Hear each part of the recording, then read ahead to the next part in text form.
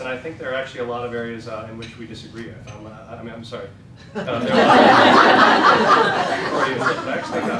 think there are a lot of areas in which we fundamentally agree. And so I think there are a lot of things that I found actually in your book that I feel like are very much animating features of the legislation we're trying to run. And maybe we've miscarried it, but I think at heart there is a shared belief in outcomes and even in means to that. And I think the first fundamental truth that I felt like you hit in this book that I think we all know, and especially people doing the work know it most, is that there are no silver bullets in this work. But what I do think we've learned over the last 20 years is that there are certain common criteria that increase dramatically our likelihood of success. And if you look at all of the outstanding schools around this city or around this country that have done tremendous things, I think they all share some similar criteria. And for me, those four criteria are number one, they have great people, they have great teachers, and they have great leaders. I think that on that research we don't necessarily disagree that how you best find those and identify them I think is still an open question. We know that a lot of the traditional routes we've tried to find, both traditional and non-traditional, have about the same bell curves. We know that there are some great educators in that group and some not so great. We're trying to find a way to push that curve, but I think we know that you need great people. The second part is we know that those schools have incredibly strong cultures. Right? They have cultures where young people and adults have a shared sense of mission and purpose about what that school's about, why it's there, why it's important. The third one is that those schools have incredibly high expectations for young people, that they see in every kid an opportunity to achieve at high levels regardless of whatever they walk in the door with. The fourth one for me is that those schools are animated as part of their core principles by the idea of reflective practice, which is they are fundamentally a group of adult learners who say, we are going to take every chance we have to get better. The reason why I think Mr. Roberts is so right about some of the things that we thought would be silver bullets are not, is because what we can do at our best is to create good policy preconditions to best support the opportunities to implement those four criteria. What we can't do is legislate the outcomes of those four criteria. Where I think we disagree is that I do believe that there is massively important policy work to be done to make sure that you dramatically increase the chances of those people having control over those four criteria when they walk into a schoolhouse. What you know is that this is an incredibly perilous task regardless, right? What you're talking about is giving 25 kids to you in your classroom and asking a teacher or a principal to get those kids across the Mississippi River, which, as you may know, has a very, very dangerous undertow. And that's no small task.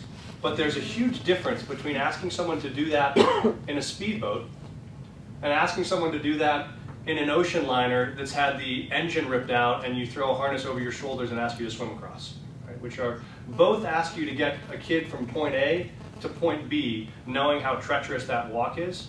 But the vessel in which you have the chance to do that is what dramatically changes your likelihood of success. I ran back through those four things. Great people, strong culture, high expectations for kids, and cultures of continuous improvement, cultures of reflective practice. What we want to do is maximize the likelihood that any given school in any given district can get those four things done. So what you do is you step up to the policy level and say, what are the things that we can do to increase the chances a school gets there? So on the first one, great people and strong culture. The first thing we can do is say, at its best, we believe that you ought to be able to bring in the people that you think match your vision and your mission in this culture. You ought to be able to put the people on the bus or put the people in the boat that you believe have the most passion to row this thing across the river. Because it's going to be hard as hell. This is why the focus on mutual consent. Does it mean that we can legislate that there'll be a great principal in that school every time? They'll always make the right decisions about hiring? No. But if you make it impossible for them to even have the ability to make the right decision about hiring, then there's never the opportunity that you even get to a path-dependent option where a good outcome is possible. And so I think that on both the great people and the strong culture is the same way. If you visit any of the great schools represented by leaders in this room, or teachers in this room, or foundations who supported schools in this room, what you see is an incredibly strong culture of kids and students who share the same vision. And that also comes from people who didn't get forced placed into that school. It went from people, if you're at a place like DSST, where you went through worse than a doctoral dissertation to get hired at DSST. You probably went through 4 rounds of interviews. You probably taught a sample lesson. You probably had to interview with the student hiring committee and a faculty hiring committee. They probably ran your background check. I mean, by the time you get there, you are committed that this is what you do. Then we go to high expectations. Very simple concept, very hard implementation. But the fundamental idea of high expectations is what's captured in our belief in the growth model, which is To set high expectations without real support is to set a kid up for failure. But to set mediocre expectations with a whole lot of support is to set a kid up for mediocrity. So what we're saying is, wherever any kid walks in the door, our unshakable belief is that we have the power as educators to make you better off on May 30th than you were on September 1st.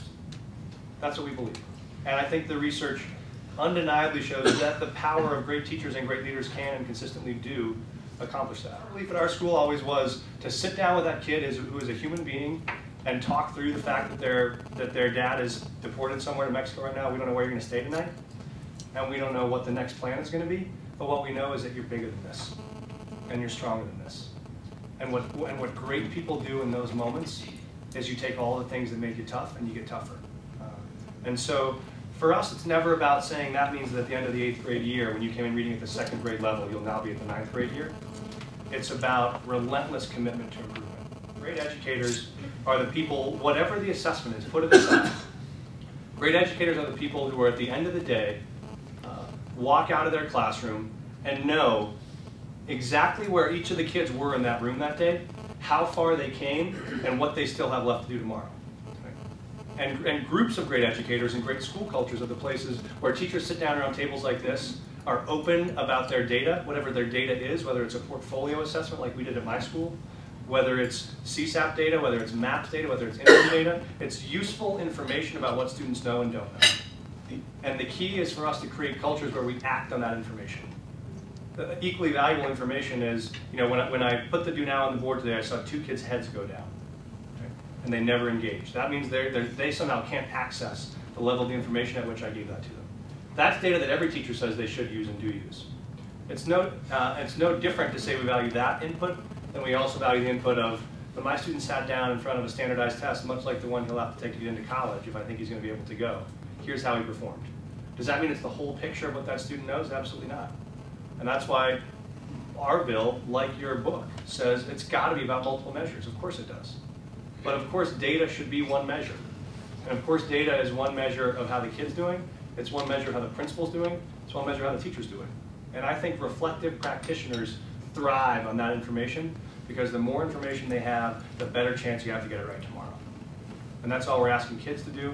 That's all we're asking adults to do. So I would just end by saying I believe, I ran an art school. I ran an expeditionary learning art school for the last 4 years. So we're clearly not people who believe in narrowing the curriculum. Art is a core course in our building. Every student takes art every trimester of every year in our school.